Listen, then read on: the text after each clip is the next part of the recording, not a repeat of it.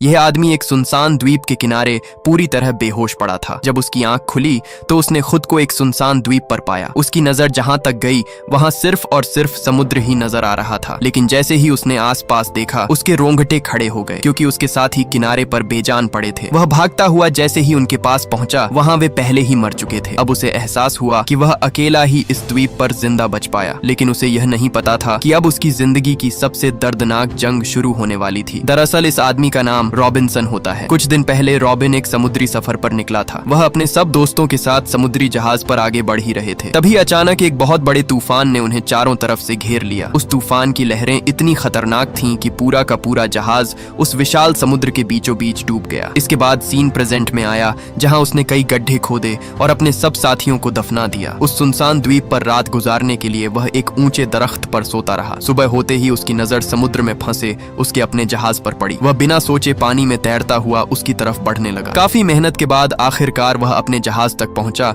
और वहां से अपने जिंदा रहने के लिए जो जरूरी सामान उसे मिलता गया वह उसे जमा करता गया। जैसे ही वह जहाज के निचले हिस्से में पहुंचा वहां उसे किसी की अजीब सी आवाज सुनाई देने लगी। उसने तुरंत एक कुल्हाड़ी उठाई और जल्दी से दरवाजा तोड़ दिया। जैसे ही उसने दरवाजा खोला उसके सामने उसका अपना ही कुत्ता जैक खड़ा था। उसने अपने कुत्ते को साथ लिया और कुछ लकड़ियों से बेड़ा बनाकर जितना सामान उठा सकता था सब लेकर वह वापस किनारे की तरफ निकल पड़ा। अथक मेहनत के बाद आखिरकार वह उस किनारे तक पहुंच ही गया। आते ही उसने खाना खाकर अपना और जैक का पेट भर लिया। लेकिन यहाँ इस सुनसान जगह पर वह खाना उसके लिए कम पड़ने वाला था, क्योंकि वह खाना सिर्फ और सिर्फ 4 से 5 दिन का था। लेकिन अगर 4 से 5 दिन तक किसी करिश्मे की तरह कोई मदद उसके लिए आ गई तो उसकी खुशकिस्मती, नहीं तो वह यहाँ भूख से ही मरने वाला था। इसलिए वह जैक को अकेला ही छोड़कर खुद किसी आंधी की तरह दौड़ पड़ा, इस उम्मीद के साथ कि आगे यहाँ से बाहर निकलने का कोई रास्ता मिल जाएगा। घने जंगल को किसी गोली की तरह पार करते हुए वह उस द्वीप के दूसरे कोने तक जा पहुंचा। लेकिन जो नजारा उसके सामने था उसने उसकी सारी उम्मीदें तोड़ कर रख दी। दूर दूर तक उसके सामने सिर्फ और सिर्फ समुद्र का पानी था। चारों तरफ फैला पानी देखकर अब उसे लगा कि वह यहाँ से कभी भी नहीं निकल पाएगा। अपने सामने का मंजर देखकर वह पूरी तरह टूट गया। दिन हफ्तों में और हफ्ते महीनों में बदलते गए। उस द्वीप पर रहते हुए उसे कई महीने गुजर चुके थे, लेकिन अभी तक वहां से उसे कोई भी जहाज गुजरता हुआ दिखाई नहीं दिया। अब उसे अपनी जिंदगी लगभग खत्म होती हुई नजर आ रही थी। एक दिन रॉबिन अपने कुत्ते जैक के साथ किनारे पर खड़ा था। तभी अचानक जैक जोर जोर से भौंकने लगा। जब रॉबिन की नजर समुद्र पर पड़ी तो सामने का मंजर देखकर उसकी रूह कांप उठी। दूर उसे एक बड़ा जहाज नजर आया जो ठीक उनके सामने से गुजर रहा था। उसे देखते ही रॉबिन तुरंत उसकी तरफ दौड़ पड़ा। रॉबिन अपने हाथ में मशाल पकड़े उसकी तरफ तेजी से बढ़ने लगा। उसने जल्दी से आग जलाने की कोशिश की, मगर शोले उठने में देर लग गई। तब तक जहाज धीरे धीरे दूर होता जा रहा था। घबराहट में उसने राइफल उठाई और कई फायर किए, लेकिन समुद्र की गरजती लहरों ने हर आवाज को दबा दिया। जहाज आगे बढ़ता रहा, मगर पीछे से रॉबिन की वो दर्द भरी आवाज उस जहाज के करीब भी न जा सकी। वो जहाज भी रॉबिन की आखिरी उम्मीद था और अब वह भी उससे दूर जा रहा था। घबराहट में वह सीधा समुद्र में कूद पड़ा। रॉबिन पूरी ताकत से जहाज की तरफ बढ़ने लगा, लेकिन तेज लहरों के सामने उसकी एक न चली और वह उन लहरों के बीच वहीं का वहीं तैरता रहा। वो जहाज इतना दूर हो गया कि सिर्फ एक छोटा सा नुक्ता नजर आने लगा और फिर हमेशा के लिए गायब हो गया। थका हुआ रॉबिन वापस किनारे पर आ गिरा। उसकी उदासी देखकर उसका सबसे करीबी साथी जैक भी जोर जोर से वहां भौंकने लगा, जैसे वह भी अपनी जिंदगी की आखिरी उम्मीद हार चुका हो। रात भर वह आसमान की तरफ देखता रहा, मगर अब उसे बचने की कोई भी उम्मीद नजर नहीं आ रही थी। अब ज्यादा देर वह खुले आसमान में रह तो सकता नहीं था, इसलिए उसने उसी दिन कुछ लकड़ियां जमा करके धीरे धीरे अपने लिए एक छोटा सा ठिकाना तैयार करने लगा। काफी मेहनत के बाद आखिरकार उसने अपनी रात गुजारने के लिए एक आर्जी घर बना ही लिया। धीरे धीरे उसकी जिंदगी एक रूटीन में ढल गई। सुबह खाने की तलाश, दिन में घर और आसपास का काम, और शाम को समुद्र के किनारे जैक के साथ बैठकर दूर किसी मदद के आने का इंतजार करता। देखते ही देखते उसे वहाँ पूरे 6 साल गुजर गए। जैक भी हर पल उसकी जिंदगी का सबसे करीबी साथी बना रहता। जैक एक जानवर जरूर था, लेकिन कभी कभी एक छोटा सा साथी भी अकेले इंसान के लिए किसी करिश्मे से कम नहीं होता। रात जब वह सोता उसे अपनी पत्नी की खूब याद सताती। वह अंदर ही अंदर सोचता कि काश उस दिन वह अपनी पत्नी की बात मान लेता तो आज इस हाल में न होता। एक दिन जब वो दोनों समुद्र किनारे टहल रहे थे, अचानक रॉबिन की नजर रेत पर बने एक अजीब से पैर के निशान पर पड़ी। उस पैर के निशान को देखते ही उसे लगा कि शायद यह उसी के पैर का निशान होगा। जब जब उसने उसे ध्यान से देखा तब उसके होश उड़ गए। जिस पैर के निशान को वो देख रहा था वो किसी अनजान इंसान के कदम का निशान था। रॉबिन ने तुरंत राइफल मजबूती से पकड़ी और आसपास नजर घुमाते हुए आगे बढ़ने लगा। वहीं उसका साथी जैक भी बेचैन नजर आने लगा, जैसे उसे किसी अनजाने खतरे का एहसास हो गया हो। कुछ दूर जाने के बाद उन्हें वहां लकड़ी से बनी कई कश्तियां खड़ी दिखाई दी। साफ था जैसे कोई उन्हें कुछ देर पहले ही यहाँ छोड़कर गया हो। अब सवाल यह था, इस सुनसान द्वीप पर आखिर और कौन मौजूद था? उसके दिल में डर और भी बढ़ने लगा, लेकिन फिर भी रॉबिन धीरे धीरे आवाजों की तरफ बढ़ता गया। अपने हाथ में अपनी राइफल थामे उसने एक बड़े दरख्त के पीछे छुपकर जब दूर अपने सामने देखा तो उसकी रूह कांप उठी। सामने लोगों का एक बड़ा झुंड किसी खौफनाक रस्म में मशगूल था। वहाँ कुछ कैद लोग रस्सी से बंधे हुए नजर आ रहे थे। अपने सामने ये देखकर रॉबिन समझ गया कि यहाँ कुछ बहुत बुरा होने वाला है। उसने तुरंत अपनी राइफल रीलोड कर ली। जैसे जैसे वो अपने सामने का डरावना दृश्य देखता गया उसका दिल जोर जोर से धड़कता गया। वो जानता था कि अगर वो पकड़ा गया तो उसकी जान भी खतरे में पड़ सकती है। लेकिन फिर उसकी नजर उन कैद लोगों पर पड़ी। उनकी बेचैनी और मदद की उम्मीद ने उसके अंदर की इंसानियत को जगा दिया, क्योंकि वहाँ खड़े आदिवासी एक आदमी को काटने वाले थे। 6 साल की तन्हाई के बावजूद वो किसी बेकसूर को यूं मुसीबत में छोड़ नहीं सकता था। उसने बिना वक्त गंवाए अपनी राइफल उठाई और मौका देखते ही ट्रिगर दबा दिया। एक तेज गोली निकलकर सीधा एक आदिवासी को जा लगी। उसे गोली लगते ही वो खौफनाक रस्म एकदम अफरा तफरी में बदल गई। सब आदिवासी इधर उधर भागने लगे। हर तरफ चीखने चिल्लाने की आवाजें गूंज उठी। इसी भीड़ का फायदा उठाकर एक बंधा हुआ आदिवासी अपनी रस्सी तोड़कर भाग निकला। भागते भागते वो सीधा रॉबिन के सामने आ गया। उस आदमी को अपनी ओर आता देख रॉबिन घबरा गया। घबराते हुए वो उससे कहने लगा, हम दोस्त हैं, दुश्मन नहीं। मैं तुम्हें कोई भी नुकसान नहीं पहुंचाऊंगा। वो आदिवासी भी अपने हाथ में हथियार लिए उसके पास बढ़ा और एकदम नीचे आकर उसके सामने घुटनों के बल बैठ गया। उसने उसका पैर पकड़ा और सीधा अपने कंधे पर रख दिया, जैसे वो रॉबिन को अपना मालिक समझ रहा हो। रॉबिन हैरान था। उसे बिल्कुल समझ नहीं आ रहा था कि आखिर ये आदिवासी उसका पैर अपने कंधे पर किस लिए रख रहा है। लेकिन अगले ही पल उसने अचानक रॉबिन की राइफल उठा ली। उस आदिवासी ने राइफल उठा तो ली थी, मगर वो उसे चलाना नहीं जानता था। ये देखते ही रॉबिन समझ गया कि वो उसे कोई नुकसान नहीं पहुंचाएगा। उसने तुरंत कहा, मेरी गन मुझे वापस दो, मैं तुम्हें कोई नुकसान नहीं पहुंचाऊंगा। जब उस आदिवासी ने उसकी कोई बात नहीं सुनी तब उसने अपने पास रखा बचा कुचा खाना निकाला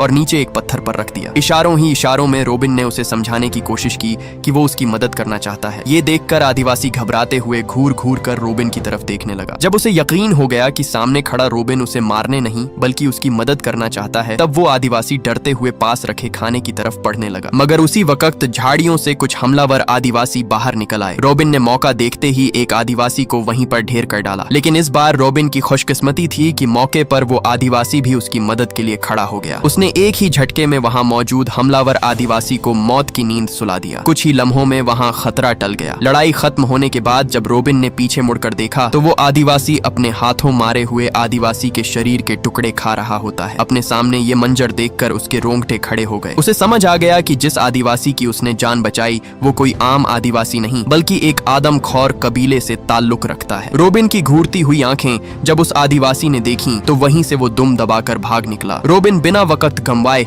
अपने ठिकाने की तरफ दौड़ पड़ा। वो अपने ठिकाने पर आते ही अपनी हिफाजत मजबूत करने में लग गया। उसने अपनी सुरक्षा के लिए घर के चारों तरफ जाल फैलाना शुरू कर दिए। रॉबिन ने चारों तरफ नुकीली लकड़ियां गाड़ दी, कई जालों और रुकावटों का इंतजाम किया। अपने सबसे खतरनाक हथियार में उसने बहुत सारी गोलियां भर दी ताकि खतरा आते ही वो अपनी जान की हिफाजत कर सके। अपनी जान की हिफाजत के लिए वो कई महीनों तक लगातार एक ही जगह पर छुपा रहा। दिन हो या रात वो हर वक्त चारों तरफ नजर रखता ताकि कहीं आदिवासियों का कोई झुंड उसका शिकार करने उस तक पहुंच न जाए। मगर अजीब बात ये थी कि महीने गुजर गए और किसी भी आदिवासी ने अपना बदला लेने के लिए उस पर हमला नहीं किया। आखिर एक दिन उसने फैसला कर लिया कि अगर खतरा उसके पास नहीं आ रहा तो वो खुद उसका पता लगाएगा। रॉबिन अपने हाथ में अपनी राइफल पकड़े अपने साथी जैक के साथ जंगल की गहराइयों की तरफ निकल पड़ा। धीरे धीरे वो घने जंगल से आगे बढ़ता जा रहा था, लेकिन कुछ ही आगे आने पर अचानक उसका पैर नीचे फैलाए गए जाल पर पड़ गया। उस जाल में फंसते ही वो उल्टा लटकने लगा। अब वो वहाँ बुरी तरह फंस चुका था। उसका साथी जैक भी डर के मारे उसकी मदद किए बिना ही वहाँ से उल्टे पैर भाग निकला। रॉबिन वहाँ अपनी मदद के लिए चिल्लाता रहा, तभी घने जंगल से वही आदिवासी बाहर आ निकला। उसने आते ही रॉबिन को घूरना शुरू कर दिया। उसने डरते डरते रॉबिन की नीचे गिरी राइफल उठा ली। उस अनोखी राइफल को देखकर उस आदिवासी के चेहरे पर ऐसी मुस्कान फैल गई जैसे उसे कोई अनमोल खजाना मिल गया हो। उल्टा लटका हुआ रॉबिन समझ गया कि यही उसके पास मौका है। उसने तुरंत किसी तरह अपना चाकू निकाला और खुद से बंधी रस्सी को बीच से काट डाला। आजाद होते ही उसने अपनी राइफल सीधा उस पर चला दी जो उसे छूती छूती आगे निकल गई। आदिवासी एकदम से चौंक गया। वो समझ गया कि ये छोटा सा हथियार उसके लिए बहुत खतरनाक है। रॉबिन ने उसे दिखाने के लिए अपनी राइफल ऊपर दरख्त पर बैठे पक्षियों पर चला दी, जिससे एक पक्षी वहीं पर ढेर हो गया। अपने सामने ये सब देखकर उस आदिवासी ने भी लकड़ी का एक टुकड़ा उठाया और इतने सही निशाने से फेंका कि वो सीधा अपने निशाने पर जा लगा। तब रोबिन को एहसास हुआ कि ये आदिवासी सिर्फ ताकतवर ही नहीं बल्कि काफी होशियार भी है। धीरे धीरे दोनों के बीच फिर से भरोसा पैदा होने लगा। आखिर उसने उसे अपने घर ले जाने का फैसला कर लिया। उस रात दोनों ने साथ बैठकर खाना खाया और शायद पहली बार इस सुनसान द्वीप पर रोबिन बेचारे को तन्हाई थोड़ी कम महसूस हुई। लेकिन भरोसे के साथ साथ डर भी अभी बाकी था, इसलिए उसने एहतियातन उसे बांध कर रखा। मगर अगली सुबह कुछ अजीब हुआ जिसने सब कुछ बदल कर रख दिया। आंख खुलते ही रोबिन ने देखा कि वो आदिवासी ठीक उसके सामने खड़ा है। न उसके चेहरे पर गुस्सा था और न ही भागने की कोशिश, बल्कि वो आदिवासी उसके लिए सुबह का खाना लेकर आया था। ये मंजर देखकर रोबिन का शक धीरे धीरे खत्म होने लगा। उसने तुरंत उसे आजाद कर दिया और पहली बार उसे एक दोस्त की तरह देखा। उसी दिन उसने उसका नाम हंटर रख दिया। वक्त के साथ दोनों की दोस्ती और भी मजबूत होती गई। रोबिन ने हंटर को अपनी भाषा सिखानी शुरू की और हैरत की बात ये थी कि हंटर बहुत जल्दी सीखने लगा। कुछ ही महीनों में दोनों एक दूसरे की बातें समझने लगे। अब वो आदिवासी सिर्फ एक अजनबी नहीं रहा बल्कि इस सुनसान द्वीप पर रोबिन का सबसे करीबी साथी बन चुका था। वो घर के काम से लेकर शिकार तक हर जगह रोबिन का साथ देता। धीरे धीरे दोनों की जिंदगी पहले से बेहतर होने लगी। एक शाम दोनों आग के पास बैठे बातें कर रहे थे। गुफ्तगू के दौरान जिंदगी और दुनिया को देखने के नजरियों पर बात शुरू हो गई। हंटर की सोच और तजुर्बे रोबिन से काफी अलग थे। दोनों ने एक दूसरे को समझाने की कोशिश की, लेकिन धीरे धीरे बात बहस में बदल गई। गुस्से में रोबिन ने हंटर को एक ऐसा लफ्ज कह दिया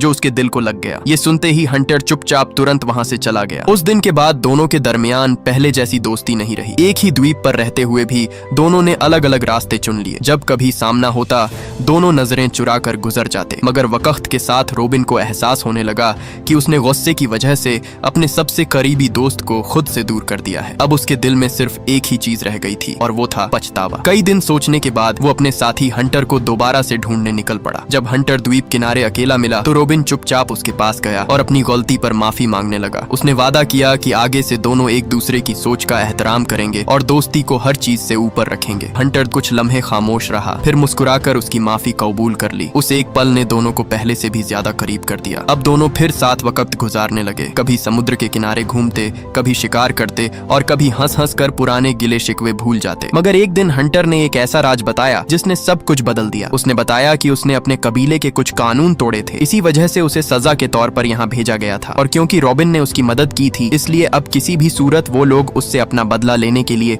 उसे ढूंढने जरूर यहाँ आएंगे। ये खबर सुनते ही दोनों समझ गए कि खतरा अभी टला नहीं है, इसलिए उन्होंने पहले ही तैयारी शुरू कर दी। अगले पूरे 4 महीने दोनों ने अपनी हिफाजत के लिए जाल, रुकावटें और धमाकेदार फंदे तैयार करने में लगा दिए, क्योंकि उन्हें पता था कि अगला मुकाबला पहले से कहीं ज्यादा खतरनाक होने वाला है। एक दिन जब दोनों सुकून से बैठे थे, अचानक उन्हें ज्वालामुखी की तरफ से जोर जोर की गरज सुनाई देने लगी। दोनों तुरंत चौकन्ने हो गए। जब दोनों ने उसी गुफा की तरफ जाकर देखा, तब वहाँ वही आदिवासी कबीले के लोग एक बार फिर से किसी इंसान की बलि की तैयारी कर रहे थे। उन्होंने अपनी तैयारी के मुताबिक फैलाए गए जाल पर आग लगा दी। आग लगते ही चिंगारियां जल उठीं और आग तेजी से गुफा की तरफ बढ़ने लगी। लेकिन उनकी बदकिस्मती कि उस आग को देखते ही उनका तीसरा साथी जैक उस आग के पीछे दौड़ पड़ा। रोबिन ने उसे जोर जोर से आवाजें लगाईं, लेकिन तब तक बहुत देर हो चुकी थी। तभी अचानक जोरदार धमाका हुआ और उसका सबसे वफादार साथी जैक हमेशा के लिए उससे बिछड़ गया। अपने सामने अपने साथी को दूर जाता देखकर वो अंदर से पूरी तरह टूट गया। यह सदमा इतना गहरा था कि रोबिन का दिल पूरी तरह टूट गया। लेकिन न चाहते हुए भी उसने जैक को जमीन में दफना दिया और काफी देर तक उसकी यादों में खोया रहा। सालों से उसका साथ देने वाला उसका वफादार साथी जैक हमेशा के लिए उससे बिछड़ गया। लेकिन मुश्किलें उनके लिए अभी खत्म नहीं हुई थी। हंटर ने उसे समझाया कि अगर कबीले को उसके जिंदा होने की खबर मिल गई तो वो उनका पीछा करते हुए यहाँ तक जरूर आएंगे। तब रोबिन ने एक नया प्लान बनाया। उसने कहा कि शायद अब वक्त आ गया है कि वो एक बड़ा बेड़ा बनाकर द्वीप से बाहर निकलने की कोशिश करें। लेकिन इस बात ने हंटर को परेशान कर दिया। हंटर इसलिए परेशान हुआ क्योंकि उसे लगा रोबिन उसे दोस्त नहीं बल्कि गुलाम बनाने की सोच रहा है। पुरानी गुलामी की बातें याद आने से उसको शक हो गया। इसलिए एक बार फिर से दोनों के दरमियान एक नई गलतफहमी जाग उठी और बात इतनी बढ़ गई कि हंटर फिर से उससे दूर हो गया। अब रोबिन एक बार फिर से तन्हा रह गया। उसने अकेले ही द्वीप छोड़ने की तैयारी शुरू कर दी। दिन रात की मेहनत के बाद धीरे धीरे एक बड़ा बेड़ा तैयार होने लगा। हर लकड़ी,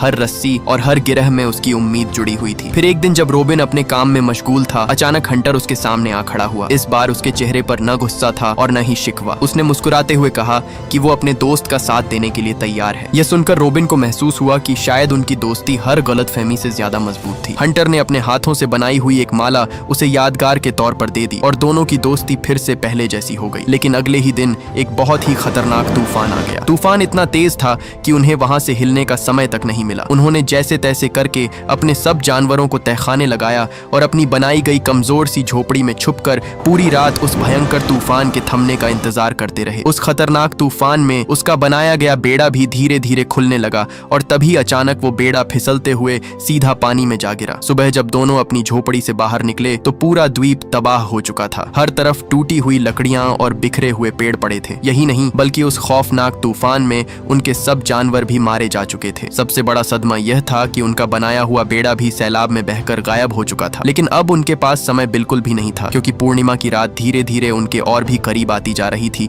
और कबीले के आदमखोर लोग किसी भी समय वापस आ सकते थे। इसीलिए दोनों ने मिलकर पूरे द्वीप को एक जंग का मैदान बना दिया। हर जगह छुपी हुई रुकावटें और जाल लगा दिए गए। रोबिन ने अपने शातिर दिमाग से एक ऐसा हथियार तैयार किया जो छुपकर हमला कर सकता था और हर रास्ता जाल से भर दिया गया। पूर्णिमा की रात रोबिन ने अपना पूरा रूप बदलकर खुद को कबीले जैसा दिखने वाला आदमखोर बना लिया। फिर उसने अपनी बांसुरी बजाकर उन्हें अपने फैलाए गए जालों की तरफ खींचना शुरू किया। शुरू में सब कुछ प्लान के मुताबिक चल रहा था। जब सब आदिवासी लोग जैक की कब्र के पास पहुंचे, वहां उन्होंने सब कुछ खोद डाला। अपने सामने ये मंजर देखकर उसका गुस्सा फूट पड़ा। जब सब आदिवासी लोग उसकी झोपड़ी के आसपास पहुंचे, उसने तुरंत अपने फैलाए हुए जाल की रस्सी काट डाली और अगले ही पल पूरा मैदान अफरा तफरी में बदल गया। जैसे जैसे सब जाल खुलते गए, सब आदिवासी लोग जालों में फंसते गए। उधर सब आदिवासी जैसे ही उनके घर की तरफ बढ़े, अचानक एक बहुत बड़ा धमाका हुआ। घर के साथ साथ सब आदिवासी वहीं ढेर हो गए। दोनों को लग रहा था अब जीत उनकी है, लेकिन अगले ही पल कुछ आदिवासी लोग घने जंगल से बाहर आ निकले और एक तीर सीधा रोबिन को जा मारा। हंटर से अपने साथी को तड़पता हुआ देखा नहीं गया। उसने तुरंत अपनी कुल्हाड़ी सीधा उस आदिवासी के सर पर दे मारी, जिससे वो वहीं पर खत्म हो गया। उसने तुरंत उसकी छाती से तीर बाहर निकाला और जंगल की तरफ दौड़ पड़ा। उसने किसी तरह करके जंगल से कुछ जड़ी बूटियां ढूंढ निकाली और उसके जख्म भर दिए। मगर रोबिन की बदकिस्मती, पूरे 10 दिन गुजरने के बाद भी उसकी हालत बेहतर होने के बजाय और भी बिगड़ती गई। उसका जख्म इतना गहरा था कि उसके पूरे शरीर में इन्फेक्शन फैलता गया। अगर उसका जल्द ही जख्म ठीक न हुआ तो रोबिन की मौत पक्की है। लेकिन उसका साथी अब भी उसके साथ था। उसने फैसला किया कि वह रोबिन को अपने कबीले तक ले जाएगा। डर तो था, लेकिन उसे रोबिन की जान ज्यादा अजीज थी। वो तुरंत रोबिन को लेकर अपने कबीले की तरफ निकल पड़ा। जैसे ही वह वहां पहुंचे, दोनों को घेर लिया गया। वहां मौजूद सब आदिवासी लोगों को लगा रोबिन एक दुश्मन है, क्योंकि उनके कबीले पर कुछ लोग पहले भी हमला कर चुके थे और उस हमले में कई आदिवासी लोगों को पकड़ लिया गया था। इसलिए उन्हें लगा कि वो उनका दुश्मन है। मगर उसकी खुशकिस्मती ये थी कि कबीले के एक कानून के मुताबिक बीमार को मारना मना था, इसलिए उसका वहां इलाज शुरू कर दिया गया। मगर उस इलाज के पीछे उसके लिए एक खतरा भी था। उसी दिन फैसला किया गया कि जब रोबिन पूरी तरह ठीक हो जाएगा, उसे हंटर के साथ एक आखिरी मुकाबला करना होगा। उस मुकाबले में जो भी जीतेगा वही जिंदा बच पाएगा। पूरे 6 दिन बाद वो लम्हा आ ही गया जब रोबिन और हंटर दोनों एक दूसरे के सामने जंग के मैदान में खड़े थे। नीचे उनके तेज आग भड़क रही थी। अगर जरा सा भी हिले तो सीधा आदिवासी लोगों का खाना बनना तय था। अब फैसला दोनों दोस्तों के बीच था, या तो दोनों ही मर जाएं या कोई एक जीतकर जिंदा रहने का फैसला करे। दोनों की सांसें तेजी से धड़क रही थीं। तभी अचानक दोनों के बीच मुकाबला शुरू हो गया। दोनों एक दूसरे को हराने में लग गए, लेकिन जख्मी होने की वजह से रोबिन ज्यादा देर तक हंटर के सामने टिक नहीं पाया और अचानक उसके हाथ से उसका चाकू नीचे जा गिरा। अब लड़ने का उसके पास कोई और मौका नहीं था, इसलिए वो हंटर से कहने लगा, मुझे मार दो, मैं अब और जिंदा नहीं रह सकता। लेकिन आगे से हंटर ने उसे मारने से साफ साफ मना कर दिया। लेकिन अगर उसने उसे न मारा तो दोनों का मरना तय था, इसलिए न चाहते हुए भी हंटर उसे खत्म करने के लिए तैयार हो गया। इससे पहले हंटर रोबिन को मार पाता, अचानक हवा में गोली उड़ती हुई सीधा हंटर को जा लगी। गोली लगते ही हंटर रोबिन की बाहों में गिर पड़ा। पल भर में सब कुछ बदल गया। रोबिन का सबसे बड़ा सहारा उसी लम्हे उससे छिन गया। अचानक वहाँ बड़ी तादाद में वही लोग फिर से आदिवासी लोगों पर हमला कर चुके थे। उन सब लोगों ने पूरा आदिवासी कबीला अपने कब्जे में ले लिया। वक्त गुजरता गया। लगभग 28 साल बाद रोबिन किसी तरह उस द्वीप से बाहर निकल ही आया। उसे जिंदगी वापस मिली